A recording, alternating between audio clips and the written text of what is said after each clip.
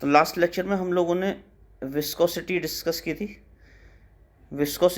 की थी streamline flow discuss किया था, टर्बुलेंट फ्लो डिस्कस किया था और रेनॉल्ड्स नंबर डिस्कस किया था। अब नेक्स्ट टॉपिक हम शुरू करने जा रहे हैं, that is equation of continuity. तो इसमें आप एक ट्यूब ले रहे हैं, जैसे आपको चित्र में दिख रहा है, यहाँ फिगर 9.3 है। फिगर 9.3 में खोखला पाइप दिख रहा है आपको, जिसे ट्यूब बोल रहे हैं हम ना। और इस ट्यूब की खास बात क्या है, इस ट्यूब ये चौड़ी और पतली है, वेरिंग क्रॉस सेक्शन के, क्रॉस सेक्शनल एरिया जो बदल रहा है, जगह जगह अलग अलग है। और इसमें क्या कर रहे हैं हम, लिक्विड फ्लो कर रहे हैं। और लिक्विड कौन सा है, नॉन विस्कस और इनकम्प्रेसिबल। नॉन विस्कस मीन्स कि लिक्विड की जो एक स्थान पर लेयर्स हैं, सबकी वेलोसिटी क्या होगी, सेम होगी। जैसे इसमें दो एंड दिखा रखे हैं ट्यूब में, एक दिखा रखा है पी और एक दिखा रखा है क्यू। एक दिखा रखा है पी, ये तो है पी और ये है क्यू। तो पी में अगर लिक्विड घुस रहा है अंदर, और हर जगह फिर उसकी v1 वेलोसिटी से ही घुस रहा है। ऐसा नहीं है कि अलग अलग लेयर्स लिक्विड की होंगी, उनकी वेलोसिटी अलग अलग होगी। तो इसीलिए नॉन विस्कस है। जब विस्कोसिटी एग्जिस्ट करती है तो लिक्विड की हर लेयर की स्पीड अलग अलग होती है। जैसे रिवर में होती है, रिवर में जो बेस में लेयर होती है, जिस तले पे जो छुई हुई होती है पानी की लेयर, उसकी स्पीड सबसे कम होती है या जीरो होती है, रुके हुए मान सकते हैं आप उसे। स्ट्रीमलाइन फ्लो में ना बहुत स्लो अगर मूव कर रहा है, और जो साइड वॉल्स होंगी रिवर की, उनकी भी स्पीड कम होगी। सबसे ज़्यादा स्पीड कहाँ होती है, मिडिल जो स्ट्रीम होती है, रिवर के बीचों बीच जो स्ट्रीम होती है, उसकी स्पीड सबसे कम होती है, क्योंकि वो दीवार से सबसे दूर होती है। तो हमने मान लिया एक ट्यूब ले ली हमने यहाँ पे, इस ट्यूब के दो एंड मान लिए। एक एंड को हमने P1 लिख रखा है इस फिगर में, एक है P लिख रखा है, और एक को लिख रखा है Q। P और Q दो एंड हो गए इसके ट्यूब के।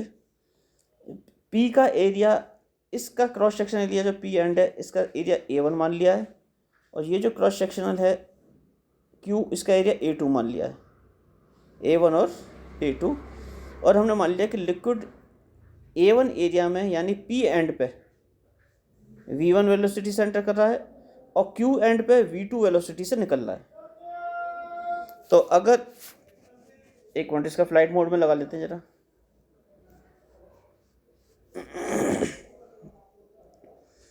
तो v1 स्पीड से लिक्विड घुस रहा है और v2 से निकल रहा है।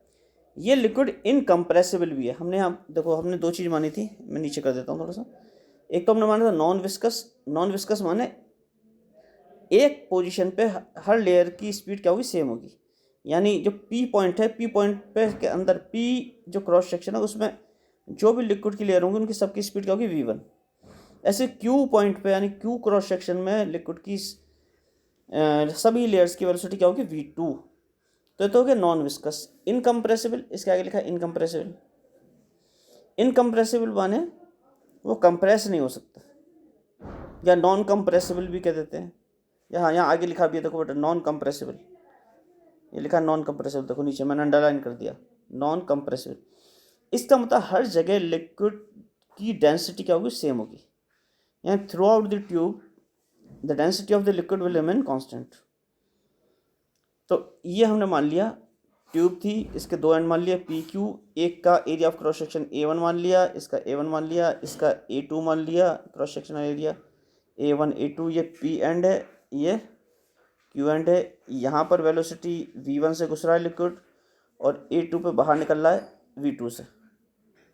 ये सब हमने मान लिया।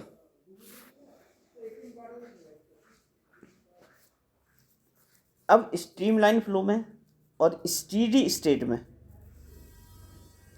कौन सी स्टेट में, स्टीडी स्टेट यानी साम्य अवस्था में। स्टीडी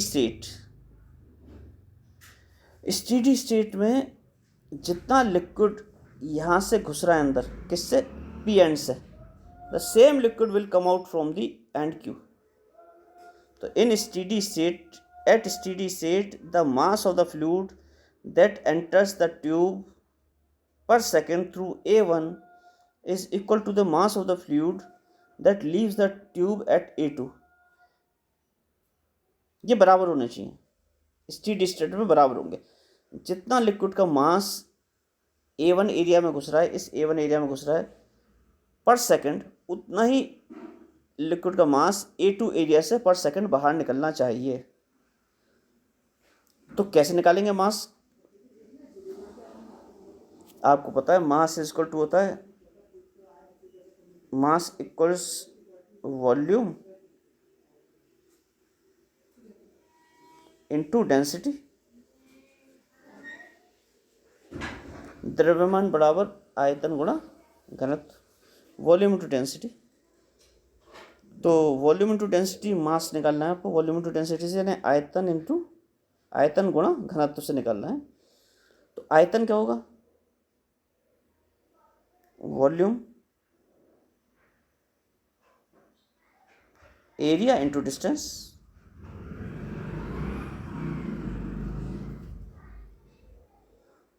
और 1 सेकंड का वॉल्यूम निकालना है आपको, 1 सेकंड में 1 सेकंड में मास निकालना है।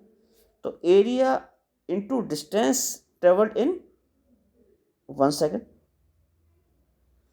और हमें पता है कि distance travelled in 1 second is nothing but the speed. That's why तो एरिया इनटू स्पीड ये क्या होगा? वॉल्यूम। इसीलिए मास m1 क्या entering into the at the P and, ये पी एंड था, पी एंड पे जो मास एंटर कर रहा है पर सेकंड वो होगा area of cross section into distance travelled in 1 second. ये तो होगा वॉल्यूम, वॉल्यूम इनटू डेंसिटी, यानी कि A1V1 रो, A1V1 रो। दोबारा देखते हैं वॉल्यूम ऐसा क्यों हुआ है। देखो ये एक एंड था, ये सपोज 1 सेकंड में लिक्विड में डैश डैश लगा रहा हूँ इसी को, 1 सेकंड में लिक्विड जो है यहाँ तक पहुँच गया, मान लिया ढंग से नहीं लग पा रहा डैश ना। 1 सेकंड में लिक्विड इसी की तरह सीधा बनाना चाहिए था, पहले वाले की तरह। मान लिया 1 सेकंड में, तो देखो ये जो मास होगा इस वॉल्यूम का मास, इसमें 1 सेकंड में सपोज लिक्विड यहाँ के मॉलिक्यूल यहाँ पहुँच जाते हैं आगे, तो इस पूरे का जो क्या होगा? वॉल्यूम होगा, वही वॉल्यूम कंसीडर किया जाएगा। इसका डिस्टेंस 1 सेकंड में यहाँ तक पहुँचा है, यहाँ से यहाँ तक 1 सेकंड में पहुँचा है, तो ये वाला डिस्टेंस मेंशन किया जाएगा, वही वेलोसिटी होगी v1, distance travelled in 1 second. तो 1 सेकंड में अगर यहाँ से यहाँ तक पहुँच रहा है तो इसका मास, इसका इस वॉल्यूम का मास, ये जो वॉल्यूम है इसका मास, ये अगर आप ढंग से देखें तो ऐसा लग रहा है कि एक ऊपर सिलेंडर है, एक और एक नीचे है, उन्हें ऐसे मिला दिया, कुछ इस तरह का है ये। तो इसका वॉल्यूम और इसका वॉल्यूम क्या होता है? Area of cross section into height, ये डिस्टेंस, तो यही है। और ये हाइट क्या है? ये distance in 1 second, that is v, area of cross section into v। इसी तरह से आ गया v1। तो mass of the fluid entering at point P per second is equal to volume into density, यानी कि A1V1 into rho. Since the liquid is non-compressible, therefore its density will remain constant throughout the tube. Similarly, the mass leaving at Q and से मास को, ये Q and से जो मास निकलेगा वो भी वही फॉर्मूला होगा, volume into density, density same रहेगी। तो the mass of fluid leaving from at point Q, यानी क्रॉस सेक्शन एरिया A2 होगा A2V2 इंटू रो। लेकिन हमें पता है कि in steady state, but we know that at steady state the mass of the fluid that enters the tube per second through A1 is equal to the mass of the fluid that leaves the tube A2. So equating the two, M1 will be equal to M2 in at steady state. ये दोनों क्या होंगे? ये दोनों बराबर होंगे, M1 M2 बराबर होंगे। तो M1 और M2 को बराबर रख दिया, M1 इक्वल टू M2। रो से रो कट गया, A1 V1 equal to A2 V2। ये हमने ट्यूब ली थी इस तरह से, कुछ मान लिया इस तरह से ली थी, ये एंड लिया था, जरूरी नहीं है ये आपने P माना था, यहाँ आपने Q माना था, इसका A1 माना था, इसे A2 माना था, यहाँ पे V1 स्पीड मानी थी, यहाँ पे V2 स्पीड मानी थी। अब एक बीच में ले लीजिए, इसे A3 मान लीजिए क्रॉस सेक्शन एरिया को, यहाँ पे लिक्विड की स्पीड V3 मान लीजिए, और इसे पॉइंट को R मान लीजिए, cross section area A3 V3 हो गया, ये सब हो गया। और इधर का भूल जाइए आप, ये भूल जाओ, ये वाला मैं बिगाड़ रहा हूँ, ये भूल जाओ, इधर भी कुछ था, ये मान लो। तो इसमें प्रूव करोगे तो क्या आ जाएगा, इसमें again the mass entering will be equal to the mass leaving. तो इसमें क्या आ जाएगा, इसमें आ जाएगा आपका,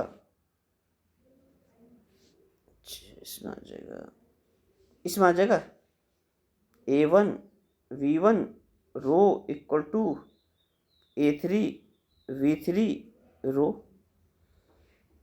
और जब पहले लिया था तो A1 V1 रो किसके बराबर आ गया था, आ गया था A2 V2 रो। ऐसी एक और क्रॉस सेक्शन ले सकते हो, उसमें A1 V1 रो किसके बराबर आ जाएगा, A4 V4 रो के बराबर आ जाएगा।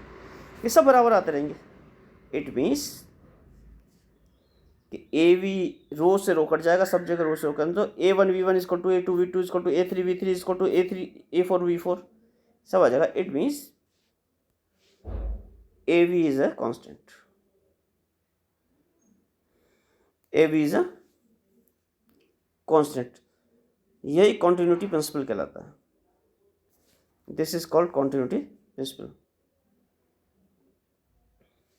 और ये बताता क्या है, ये बताता है कि क्रॉस सेक्शनल एरिया और स्पीड ऑफ लिक्विड का जो मल्टीप्लिकेशन होगा वो कांस्टेंट रहेगा ट्यूब के हर हिस्से में।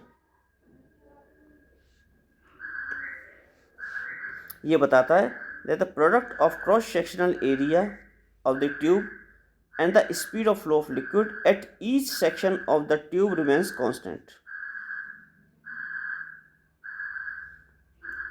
यानी AV क्या है, AV is equal to constant।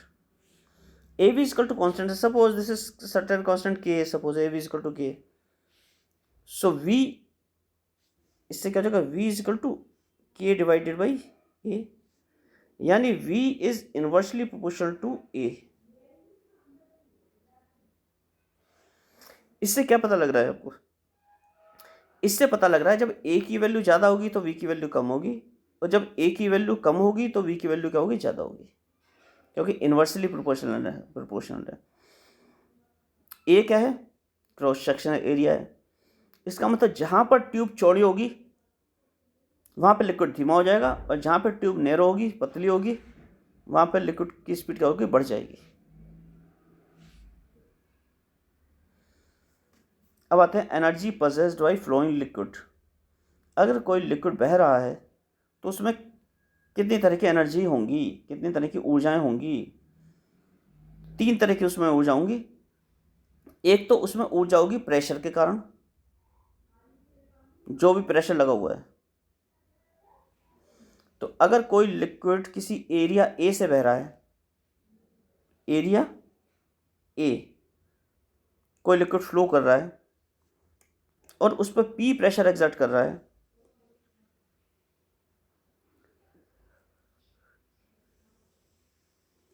कितना प्रेशर लगा हुआ है उस पर P प्रेशर लगा हुआ है, तो प्रेशर एनर्जी क्या होगी, the work done due to that pressure. और आपको वर्क डन पता है, फोर्स इनटू डिस्प्लेसमेंट होता है। Work done due to that pressure, force should be related with pressure, force will be there by the pressure. तो वहाँ पे जो दाब होगा वो क्या लगा रहा है, बल लगा रहा है। प्रेशर क्या क्रिएट कर रहा है, फोर्स क्रिएट कर रहा है। तो फोर्स क्रिएटेड बाय प्रेशर क्या होती है, PA। दाब इंटू क्षेत्रफल, प्रेशर इंटू एरिया क्या होती है, force, F equal to PA। क्योंकि आपको पता है P एक तरह से आप किसके बराबर लेते हैं, F/A। कैपिटल A भी मान सकते हैं यहाँ पे, क्योंकि आपने cross section area capital A लिया है अभी तक, तो कैपिटल ए मान लीजिए, एफ अपॉन ए, दाब बराबर बल बटे क्षेत्रफल, इस तरह से लेते हैं ना रफ। तो यहाँ पे work done by the pressure क्या होगा, force due to pressure into displacement. Suppose liquid moves through X distance, then the force into displacement X. और फोर्स क्या होती है, दाब इनटू क्षेत्रफल, प्रेशर इनटू एरिया। तो ये वर्क डन हो गया, यही प्रेशर एनर्जी की फॉर्म में सेव हो जाएगा। The work done due to pressure will be stored in the liquid in the form of pressure energy, यही प्रेशर एनर्जी हो जाएगी, the work done due to pressure. ये P into A into x हो गया। अगर pressure को per unit mass निकालें of the liquid, per unit mass, pressure energy, pressure energy क्या आ गई थी, प्रेशर एनर्जी आ गई थी PA(x), और पर यूनिट मास यानी मास से डिवाइड करो, मास होता है वॉल्यूम इंटू डेंसिटी।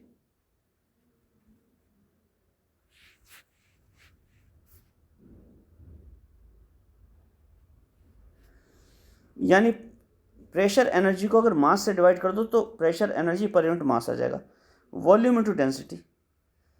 अब वॉल्यूम आपको पता है क्या होती है, एरिया इंटू डिस्टेंस। जैसे मान लिया ये क्रॉस सेक्शन एरिया यहाँ पे था और लिक्विड यहाँ से बह के यहाँ पे पहुँच गया, यहाँ पे पहुँच गया, तो कितना डिस्टेंस चला वो, x, यहाँ x चला, मैं चित्र बना रहा हूँ ना, x डिस्टेंस चला। एरिया कितना था, स्मॉल a माना है तो स्मॉल a मान लीजिए, स्मॉल a एरिया ना,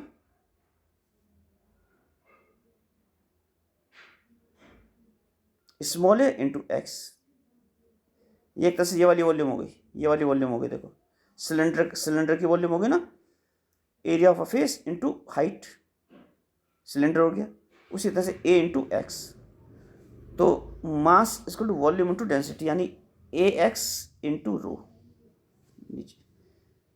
तो प्रेशर एनर्जी पर यूनिट मास कितनी हो गई, प्रेशर एनर्जी पर यूनिट मास हो गई pressure energy divided by mass, यानी वॉल्यूम इंटू डेंसिटी।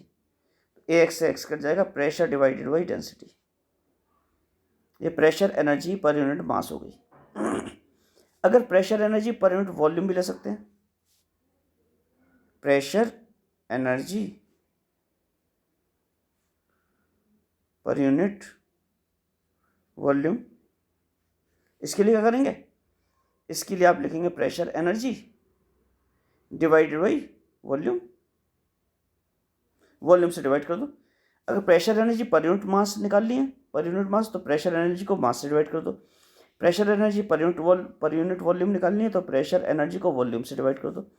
तो प्रेशर एनर्जी थी PAX और वॉल्यूम क्या थी AX, तो आंसर क्या आ जाएगा P, यानी P हो जाएगा pressure energy per unit volume. तो इससे आपको पता लग गया pressure energy per unit volume,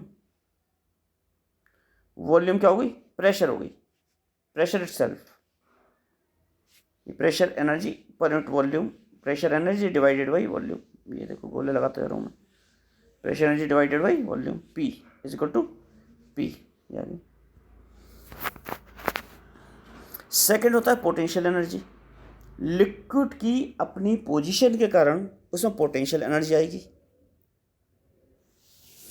अगर ट्यूब की हाइट अर्थ सरफेस से h है तो उसकी पोटेंशियल एनर्जी कितनी हो जाएगी, mgh पोटेंशियल एनर्जी हो जाएगी mgh। और potential energy per unit mass, potential energy को मास से डिवाइड कर दो, mgh डिवाइडेड बाई h, यानी gh। और अगर potential energy per unit volume निकालनी है, potential energy per unit volume, तो क्या करेंगे आप, potential energy divided by volume, यानी mgh डिवाइडेड बाई वॉल्यूम, ये करना पड़ेगा। Pressure potential energy per unit volume M G H divided by volume, यानी एम जी एच और वॉल्यूम क्या थी, घनत्व बराबर, हाँ, द्रव्यमान बटे आयतन, rho is equal to M upon V होता है। तो v इज इक्वल टू क्या हो गया, v is equal to m divided by rho, m divided by rho. तो pressure energy per unit volume क्या हो गई, M G S divided by V and M G S divided by M by rho. इस तरह से ऐसे भी ले सकते हैं पर यूनिट वॉल्यूम, तो रो जी एच आ जाएगी। तीसरी एनर्जी होती है काइनेटिक एनर्जी। आपको पता है, if the mass m of a liquid is flowing with velocity v, mass m of a liquid is flowing with velocity v, then its kinetic energy is half mv square। और kinetic energy per unit मास, kinetic energy per unit मास क्या होगा, इस kinetic energy को mass से divide कर दो, यानी half M V square divided by M, it means half V square. Again kinetic energy per unit volume,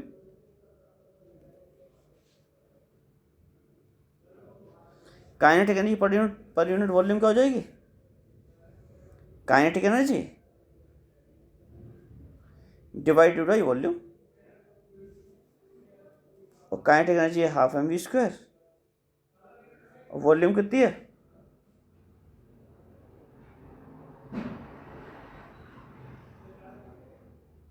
कितनी थी, एम बाई रो। तो क्या हो जाएगी, हाफ रो वी स्क्वायर। इस तरह से भी निकाल सकते हैं।